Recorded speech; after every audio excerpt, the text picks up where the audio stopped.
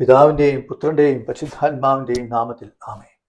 പരമപരിശുദ്ധ തൃത്വകാരുണ്യത്തിന് എന്നേരവും ആരാധനയും സ്തുതിയും പുകഴ്ചയും ഉണ്ടായിരിക്കട്ടെ. ഈശോമിശിഹായ്ക്ക് സ്തുതിയായിരിക്കട്ടെ. ഹല്ലേലൂയ. Praise the Lord. പരിശുദ്ധ കുർബാനയുടെ മക്കളെ, തിരുസഭയുടെ മക്കളെ, പരിശുദ്ധ കുർബാനയിൽ പങ്കുകൊള്ളുന്ന നമ്മൾക്ക്, പരിശുദ്ധ കുർബാനയുടെ മക്കളായി തീരുന്ന നമ്മൾക്ക് ഉണ്ടായിരിക്കേണ്ടത് പരിശുദ്ധ കുർബാനയുടെ വിജ്ഞാനമാണ്, പരിശുദ്ധ കുർബാനയുടെ ശക്തിയാണ്. എന്താണ് പരിശുദ്ധ കുർബാനയുടെ വിജ്ഞാനവും പരിശുദ്ധ കുർബാനയുടെ ശക്തിയും? അത് ദൈവത്തിന്റെ പരിശുദ്ധ കുർബാന ഭോഷത്വമാണ്. അത് ദൈവത്തിന്റെ പരിശുദ്ധ കുർബാന ബലഹീനതയാണ്. അതെ, ദൈവത്തിന്റെ പരിശുദ്ധ കുർബാന ഭോഷത്വം മനുഷ്യന്റെ വിജ്ഞാനത്തെക്കാൾ ഉന്നതമാണ്. ദൈവത്തിന്റെ പരിശുദ്ധ കുർബാന ബലഹീനത മനുഷ്യന്റെ ശക്തിയേക്കാൾ ഉന്നതമാണ്. ഇത് മനസ്സിലാക്കാൻ നമുക്ക് സാധിക്കണം. ഈ ആശയം പൗലോസ് കൊറിന്ത്യക്കാർക്ക് എഴുതിയ ഒന്നാമത്തെ ലേഖനത്തിൽ 1-ാമത്തെ അധ്യായത്തിൽ 18 മുതൽ 24 വരെയുള്ള വാക്യങ്ങളിൽ നിന്നാണ് ഞാനും മനസ്സിലാക്കുക. പക്ഷെ അവിടെ പൗലോസ് പറയുക കുരിശിനെ കുറിച്ചാണ്. ആ ലേഖന ഭാഗം നമുക്കൊന്ന് വായിക്കാം. പക്ഷെ അവിടെ കുരിശിനെ എന്നതിന് പകരം ഞാൻ പരിശുദ്ധ കുർബാന എന്ന് തിരുത്തി വായിക്കും. നാശത്തിലൂടെ ചരിക്കുന്നവർക്ക് കുരിശിന്റെ വചനം ഭോഷത്വമാണ്. നാശത്തിലൂടെ ചരിക്കുന്നവർക്ക് കുരിശിന്റെ വചനം എന്നതിന് പകരം ഞാനിവിടെ വായിക്കുന്നു പരിശുദ്ധ കുർബാന വചനം ഭോഷത്വമാണ്. രക്ഷയിലൂടെ ചരിക്കുന്ന നമുക്കോ അത് ദൈവത്തിന്റെ ശക്തി അത്രേ. പരിശുദ്ധ കുർബാനയുടെ വചനം ദൈവത്തിന്റെ ശക്തിയാണ് നമ്മൾക്ക്, രക്ഷയിലൂടെ ചരിക്കുന്നവർക്ക്. വിജ്ഞാനികളുടെ വിജ്ഞാനം ഞാൻ നശിപ്പിക്കും, വിവേകികളുടെ വിവേകം ഞാൻ നിഷ്ഫലമാക്കും എന്ന് എഴുതപ്പെട്ടിരിക്കുന്നുവല്ലോ. വിജ്ഞാനി എവിടെ? നേപഥ്യൻ എവിടെ? ഈ യുഗത്തിന്റെ താർക്കികൻ എവിടെ? ലൗകിക വിജ്ഞാനത്തെ ദൈവം ഭോഷത്വമാക്കിയില്ലയോ? ദൈവത്തിന്റെ ജ്ഞാനത്തിൽ ലോകം ലൗകിക ജ്ഞാനത്താൽ അവിടുത്തെ അറിഞ്ഞില്ല. തന്മൂലം വിശ്വസിക്കുന്നവരെ സുവിശേഷ പ്രസംഗത്തിന്റെ ഭോഷത്വം വഴി രക്ഷിക്കുവാൻ അവിടുന്ന് തിരുമനസ്സായി. യഹൂദർ അടയാളങ്ങൾ ആവശ്യപ്പെടുന്നു, ഗ്രീക്കുകാർ വിജ്ഞാനം അന്വേഷിക്കുന്നു.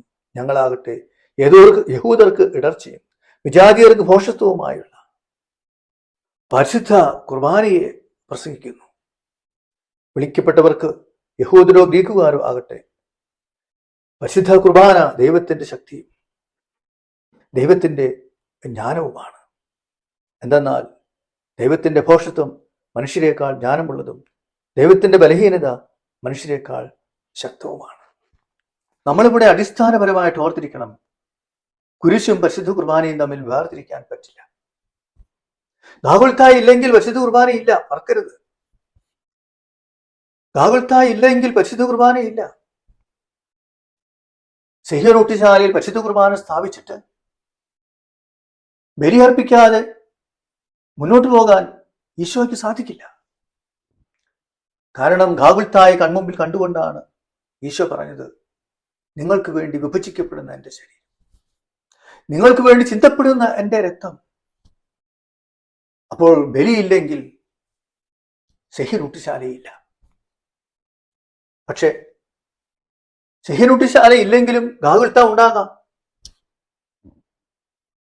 പരിശുദ്ധ കുർബാന സ്ഥാപിക്കാതെ ദൈവത്തിന്റെ ലോകത്തിന്റെ പാപങ്ങൾക്ക് പരാചിത്തം ചെയ്ത് സഹിച്ച് മരിച്ച് ഉത്ഥാനം ചെയ്ത് സ്വർഗത്തിലേക്ക് പോകാം. പക്ഷെ ദൈവം വന്നത് അതിനു വേണ്ടിയല്ല. ആ ബലിയർപ്പണത്തിലൂടെ അതിന്റെ ഫലവും ഒക്കെ ലോകാവസാനം വരെ നമുക്ക് നൽകാനായിട്ട് ആഗ്രഹിച്ചു. അതുകൊണ്ട് പരിശുദ്ധ കുർബാന സ്ഥാപിച്ചു. അതുകൊണ്ട് പരിശുദ്ധ കുർബാനയെയും കുരിശിനെയും വേർപ്പെടുത്താനായിട്ട് സാധിക്കില്ല. പൗലോസ് കുരിശിനെ കുറിച്ചാണ് പറഞ്ഞത്. അത് ദൈവത്തിന്റെ ഭോഷത്വമാണ്, ദൈവത്തിന്റെ ബലഹീനതയാണ്. പക്ഷെ ആ ഭോഷത്വം മനുഷ്യന്റെ വിജ്ഞാനത്തെക്കാൾ ഉന്നതമാണ്. ആ ബലഹീനത മനുഷ്യന്റെ ശക്തിയേക്കാൾ ഉന്നതമാണ്. ഇതിനെ അല്പം കൂടി നമുക്ക് വിശദീകരിക്കാം, വ്യക്തമാക്കാം. ലോകത്തിന്റെ മുമ്പിൽ ഈശോയുടെ മരണം എന്തായിരുന്നു? രാഷ്ട്രീയ അധികാരികളും ആത്മീയ അധികാരികളും പുരോഹിതരും കൂലിപ്പട്ടാളവും പട്ടാളക്കാരും ഒക്കെ ചേർന്ന് അവനെ കൊല്ലാതെ കൊന്നു. എത്രയോ കഠിനമായി കഠോരമായി പീഡിപ്പിച്ചു. ലോകത്തിന്റെ മുമ്പിൽ അതാണ്. പക്ഷേ ആ പീഡാനുഭവത്തെയാണ് ദൈവം ബലിയാക്കി മാറ്റിയത്. അവിടെ സാത്താനും പരമാവധി ഈശോയെ പീഡിപ്പിക്കുന്നതിന് പട്ടാളക്കാരെയും ഒക്കെ പ്രേരിപ്പിച്ചിട്ടുണ്ട്. സാത്താൻ പ്രവർത്തിച്ചിട്ടുണ്ട്. യൂദാസിൽ സാത്താൻ പ്രവർത്തിച്ചു. അതുപോലെ എന്തിനാ? പരമാവധി പീഡിപ്പിക്കുക. പരമാവധി പീഡിപ്പിച്ചുകൊണ്ട് ഇവൻ ദൈവമാണെങ്കിൽ അത്ഭുതം പ്രവർത്തിക്കട്ടെ, രക്ഷപ്പെടട്ടെ. ഈശോയുടെ പീഡാനുഭവങ്ങളെ ഞാനിവിടെ വിശദീകരിക്കുന്നില്ല. ഏതായാലും കുരിശിൽ കിടന്ന് പടഞ്ഞപ്പോഴും ഈശോയെ വെല്ലുവിളിച്ചു, നീ ദൈവമാണെങ്കിൽ ഇറങ്ങി വാ. പക്ഷേ ദൈവം തന്റെ ശക്തി വെളിപ്പെടുത്തിയത് ബലഹീനതയിലാണ്, സഹനത്തിലാണ്, സഹനമാകുന്ന ഭോഷത്വത്തിലാണ്. അങ്ങനെ അവൻ പരിശുദ്ധ കുർബാനയായി ലോകത്തിന് ജീവൻ നൽകി. അതെ, ലോകത്തിന് ജീവൻ നൽകിയത് ലോകത്തിന്റെ വിജ്ഞാനത്തിലൂടെയാണ്. അങ്ങനെ പരിശുദ്ധ കുർബാനയിലൂടെ ദൈവം ലോകത്തിന്റെ മുമ്പിൽ ഭോഷനായിട്ട് മാറി. അതെങ്ങനെയാ സാധിക്കുന്നു, അല്ലെങ്കിൽ എന്താണ് ഇതിന്റെ ഉള്ളിൽ കിടക്കുന്ന രഹസ്യമെന്ന് ഒന്നുകൂടി ചിന്തിക്കുമ്പോൾ ദൈവം എന്താണ് ചെയ്തത്? മനുഷ്യന്റെ പാപങ്ങൾ ഏറ്റെടുക്കുകയാണ്. എന്താണ് മനുഷ്യന്റെ പാപം? മനുഷ്യന്റെ ഏറ്റവും വലിയ പാപം മനുഷ്യൻ ദൈവത്തെ ദ്രോഹിക്കുന്നു എന്നുള്ളതാണ്.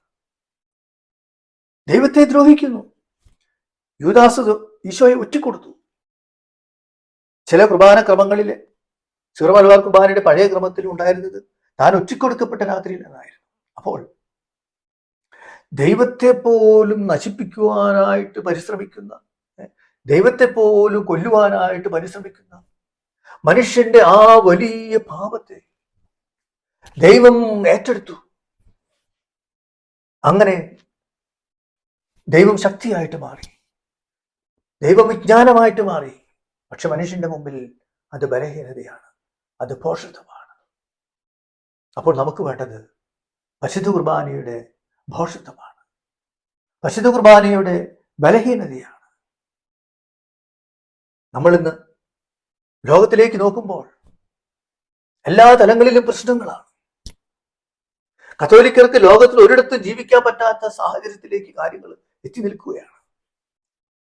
ക്രൈസ്തവരെ ജീവനോടെ പച്ചയ്ക്കും വെടിവെച്ചു കൊല്ലുന്ന ഭീകരതയുള്ള പല രാജ്യങ്ങളിലുമുണ്ട്. ഇസ്ലാമിന്റെ മുന്നേറ്റം ശക്തമായിട്ട് കാണാൻ സാധിക്കും.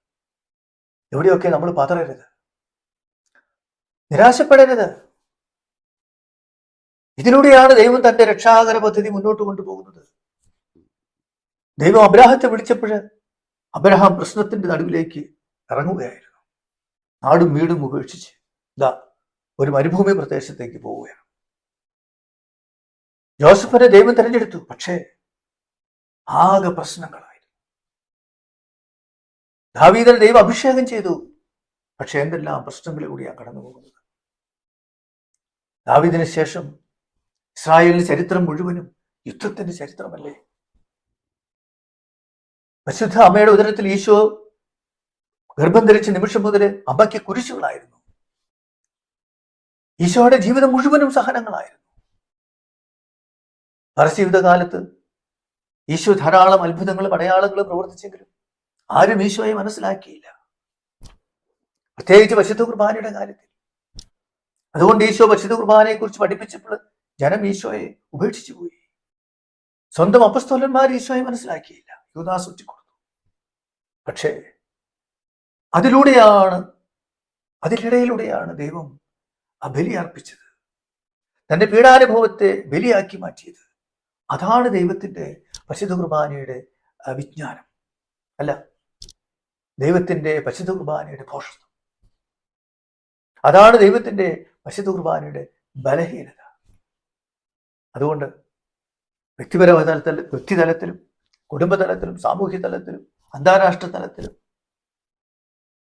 പ്രശ്നങ്ങളിലൂടെ നമ്മൾ കടന്നു പോകുമ്പോൾ നിരാശരാകരുത്, പുറകോട്ട് പോകരുത്, മുന്നോട്ട് പോവുക. പരിശുദ്ധ കുർബാനയുടെ ഭോഷത്വം സ്വീകരിക്കുക, പരിശുദ്ധ കുർബാനയുടെ ബലഹീനത സ്വീകരിക്കുക, ലോകത്തിന്റെ പാപങ്ങൾ ഏറ്റെടുക്കുക, ബലിയായിത്തീരുക, ലോകത്തിന്റെ പാപങ്ങൾ വഹിക്കുന്ന കുഞ്ഞാടുകളാവുക. അതെ, വ്യക്തിതലത്തിലും കുടുംബതലത്തിലും സഭാതലത്തിലും രാഷ്ട്രീയ തലത്തിലും അന്താരാഷ്ട്ര തലത്തിലുമല്ല, എല്ലാ പ്രശ്നങ്ങൾക്കും ഉത്തരം എന്താണ്? ദൈവത്തിന്റെ മാതൃകയ്ക്കനുസരിച്ച് പരിശുദ്ധ കുർബാനയുടെ ഭോഷന്മാരാവുക, പരിശുദ്ധ കുർബാനയുടെ ബലഹീനതയെ ഏറ്റെടുക്കുന്നവരാവുക. അവിടെ മാത്രമേ വ്യക്തിതലത്തിലും കുടുംബതലത്തിലും സാമൂഹ്യ തലത്തിലും സഭാതലത്തിലും ആഗോളതലത്തിലും രക്ഷയുള്ളൂ എന്ന് മനസ്സിലാക്കാൻ നമുക്ക് സാധിക്കട്ടെ. പരിശുദ്ധ കുർബാനയുടെ ഭോഷത്വം സ്വീകരിച്ചുകൊണ്ട്, പരിശുദ്ധ കുർബാനയുടെ ബലഹീനത സ്വീകരിച്ചുകൊണ്ട് തിരുസഭയിൽ പരിശുദ്ധ കുർബാനയുടെ മക്കളാകുവാൻ നമുക്ക് സാധിക്കട്ടെ. പരമപരിശുദ്ധ തൃത്വകാരുണ്യത്തിന് എന്നേരവും ആരാധനയും സ്തുതിയും പുകഴ്ചയും ഉണ്ടായിരിക്കട്ടെ. പിതാവിനും പുത്രനും പരിശുദ്ധാത്മാവിനും സ്തുതി. ആമേൻ.